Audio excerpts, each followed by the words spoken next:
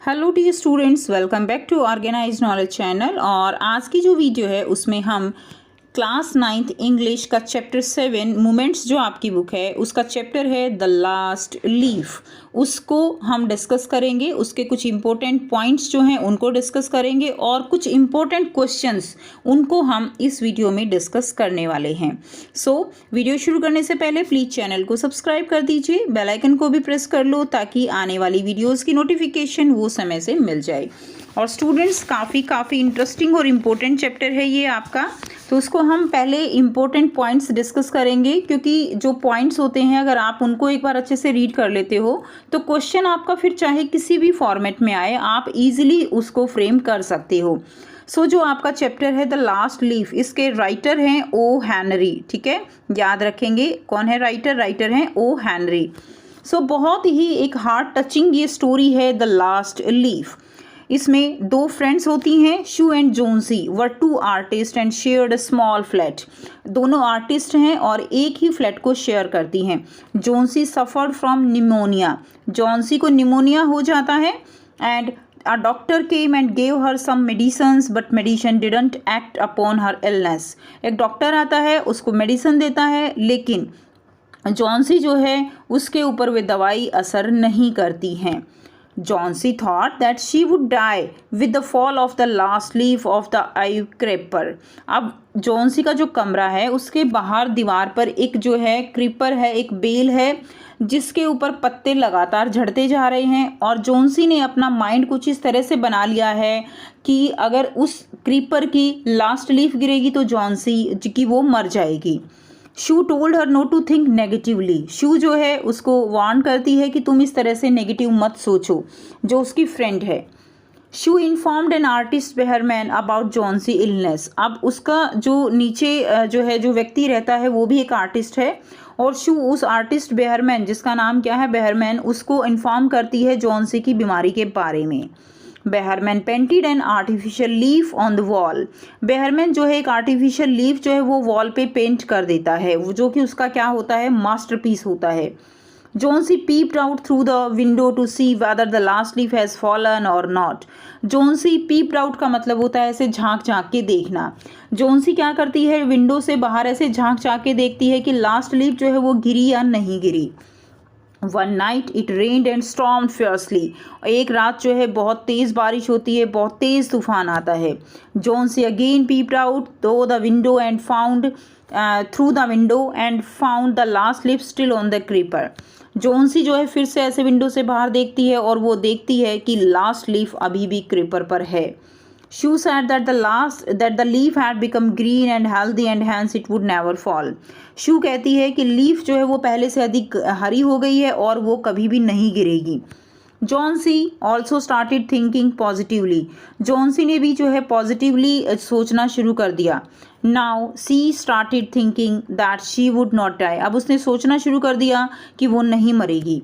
She started recovering rapidly. अब उसने rapidly जो है यानी बहुत तेज़ी से उसकी हालत में सुधार आने लगा। At last shoe disclose that the last leaf was not real but an artificial which was painted bye Behrman. अब लास्ट में शू डिस्क्लोज करती है कि जो लास्ट लीफ है वो रियल नहीं है, वो एक आर्टिफिशियल लीफ है जो कि बेहरमैन द्वारा पेंट की गई थी। And Behrman dies of pneumonia. और बेहरमैन उस इतनी तूफ़ानी रात में लीफ को पेंट करने में जब लगा हुआ था तो उसको निमोनिया हो जाता है और वो मर जाता है। यानी इसमें मेन पॉइंट जो फोकस किया गया है वो है पॉजिटिव थिंकिंग, कि हमारे लाइफ में हमें जो है अपनी थिंकिंग वो पॉजिटिव रखनी चाहिए, हमारी लाइफ की तरफ हमारा एटीट्यूड पॉजिटिव होना चाहिए। ठीक है, तो उससे अगर हमें कोई बीमारी भी है तो वो बहुत जल्दी ठीक हो जाती है हमारे पॉजिटिव एटीट्यूड के साथ। नाउ अब यहाँ पर बहुत ही इंपॉर्टेंट क्वेश्चन हम डिस्कस करेंगे जो आपके एग्जाम पॉइंट ऑफ व्यू से काफ़ी इंपॉर्टेंट हैं। ठीक है, आपके 2 मार्क्स 3 मार्क्स के क्वेश्चन यहाँ पर कवर किए गए हैं। Question first is where did Sue and Johnsy stay, what was their profession. Johnsy and Sue जो है वो कहाँ रहते थे और उनका प्रोफेशन क्या था। They lived in a small flat on the 4th story of an old house. एक पुराने घर की 4th स्टोरी पर उनका स्मॉल फ्लैट था। दे वर बोथ आर्टिस्ट, वो दोनों ही क्या थे, आर्टिस्ट थे। Now question number 2, why was Sue worried when Johnsy fell ill. Sue जो है वो चिंतित क्यों थी जब जॉन्सी बीमार पड़ गई थी। She was worried because Johnsy would lie on her bed without moving and would just gaze out of her window all day. Sue जो है वो वरिड थी क्योंकि जॉन्सी जो है वो अपने बेड पर बिना किसी मूवमेंट के लेटी रहती थी और बाहर देखती रहती थी विंडो से। Even though the doctor came every day there was no change in her condition. Doctor daily आता था लेकिन उसकी कंडीशन में कोई चेंज नहीं था। Now question number 3, what illness did Johnsy have who looked after her. Johnsy was suffering from pneumonia, वो pneumonia से सफ़र कर रही थी। हर फ्रेंड शू लुक्ड आफ्टर हर, और उसकी फ्रेंड जो शू थी वो उसकी देखभाल करती थी। Now what worried the doctor, doctor जो है वो क्यों चिंतित था। The doctor was worried because there was no improvement in Johnsy condition, Johnsy की कंडीशन में कोई इम्प्रूवमेंट नहीं था। He felt that Johnsy was not responding to treatment because she had made up her mind not to do so. उसको यही चिंता थी कि जॉन्सी जो है वो ट्रीटमेंट वो अंदर से ही ठीक होना नहीं चाहती है, उसने अपना माइंड इस तरह से बना लिया है। He felt she had lost her will to live, ठीक है, वो अपनी जीने की इच्छा खो चुकी थी। And hence the medicine were not going to be useful to her, और इसीलिए मेडिसिन उसके लिए यूजफुल नहीं हो रही थी। Now question number 5, how did Sue try to revive Johnsy interest in life. Sue जो है वो किस तरह से ट्राई कर रही थी कि जॉन्सी का जो इंटरेस्ट है लाइफ में वो बन जाए। So Sue talked to her about clothes and fashion, वो क्लोथ्स और फैशन की बात करती थी। Then she brought her drawing board into Johnsy room, वो जॉन्सी के रूम में जो है ड्राइंग बोर्ड लेकर आई एंड स्टार्टेड पेंटिंग, और उसने पेंटिंग करना शुरू कर दिया। She also whistle while painting hoping to distracting Johnsy mind from her illness, उसने पेंटिंग के साथ ऐसे सीटी बजाई, यानी उसका ध्यान जो है वो बटाने की कोशिश करती थी, ठीक है, कि जॉन्सी का माइंड उसकी बीमारी की तरफ से हट जाए, डिस्ट्रैक्ट हो जाए। Now question number 6 is why was Johnsy counting the leaves on the creeper outside her window. Johnsy जो है विंडो के बाहर क्रीपर पे लीव्स जो है उनको क्यों काउंट करती थी। सो आंसर रहेगा Johnsy had made up her mind that the day the last leaf fell off the creeper she would die. Johnsy ने अपना माइंड बना लिया था कि जैसे ही लास्ट लीफ गिरेगी वो भी मर जाएगी। So she was counting the leaves as they fell off the creeper, इसलिए वो जो है क्रीपर की जो लीव्स है उनको काउंट करती रहती थी। Question number 7, why did Sue go to Behrman. Sue जो है वो बेहरमैन के पास क्यों जाती है।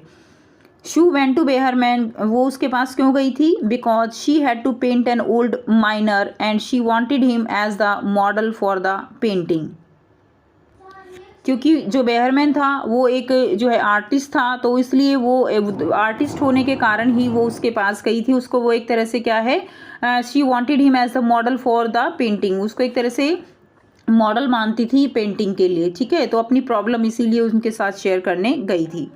Next question number 8, who was Behrman. Behrman कौन था।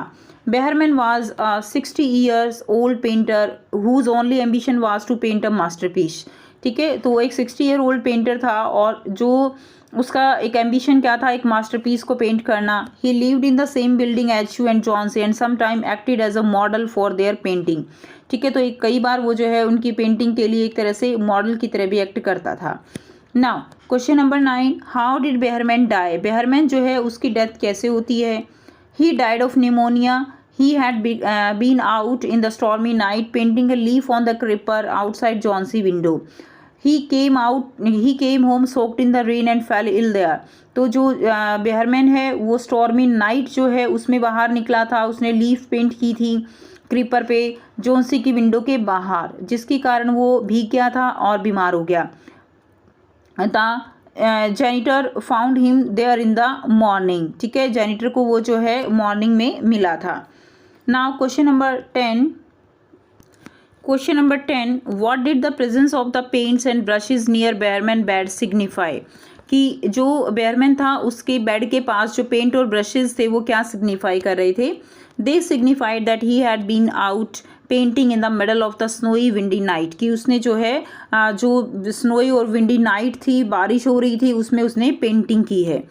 Now question number 11, why had Behrman felt the need to paint the leaf on the creeper. Behrman जो है उसको क्यों नीड लगी, ठीक है, क्यों नीड उसको फील हुई कि क्रीपर पे लीफ जो है वो पेंट की जाए। Johnsy, his neighbor who had been suffering from pneumonia, had developed a strong belief that she would die the day the last leaf of the creeper outside her window fell. Johnsy जो उसकी neighbour थी, जो pneumonia से suffer कर रही थी, उसने एक स्ट्रॉन्ग बिलीफ अपने माइंड में जो है बना लिया था कि वो उस दिन मर जाएगी जिस दिन जो क्रीपर पे लीफ है, लास्ट लीफ, वो गिरेगी. Behrman felt that he had to paint the leaf that night in order to save her life. Behrman ने यही सोचा कि उसको जो है अगर वो लीफ पेंट कर देगा तो वो उसकी लाइफ को बचा सकता है. As all the leaves had fallen off in the storm, क्योंकि सारी लीफ जो है उस रात गिर चुकी थी. Now question number 12, what impression do you get of Behrman.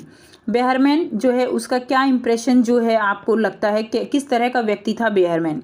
Behrman appears to be a selfless caring man who was fond of his neighbors and put their welfare before his own. ठीक है, तो वो बहुत ही एक kind hearted था, selfless था, caring था, जो अपने पड़ोसियों की बहुत चिंता करता था.